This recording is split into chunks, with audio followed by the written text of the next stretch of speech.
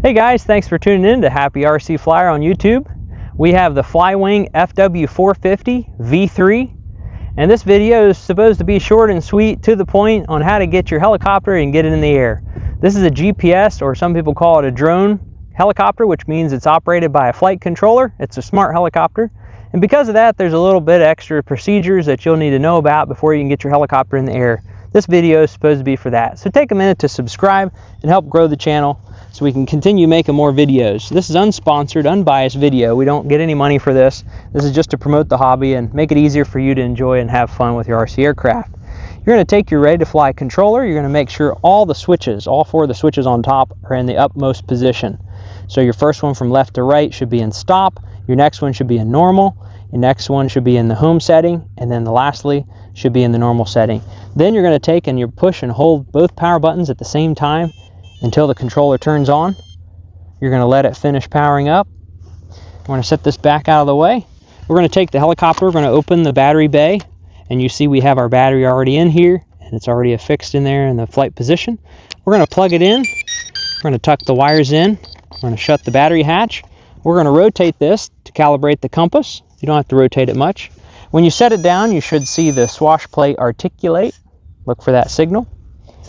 Then we're going to take the controller, we're going to get away from the aircraft. You don't want to be too close to it when it starts up. There's a lot of power there, and it's a 450 size. Now we're going to take our controller and we're going to put that toggle switch, the third from left to right, which has a home, GPS, and 3D setting. We're going to put it in the GPS setting. And then we're going to give it some time to acquire some satellites.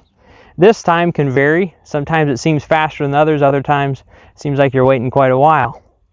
But you can't skip this process. If you're close enough to see the flight controller, you should be waiting to go from a blinking red light to a blinking green light. We're not close enough to see it. It's not dark enough that we can look in the back and see it. Sometimes if you stand behind the helicopter and you look at eye level of the helicopter, or rather the helicopter level, so about 6 inches off the ground, you can see the light. We're not able to do that, so we just want to give it plenty of time to acquire the satellites, just like any GPS controlled aircraft. Then we're going to take the sticks and we're going to push them down to the out position and let go. And we're going to wait a little while.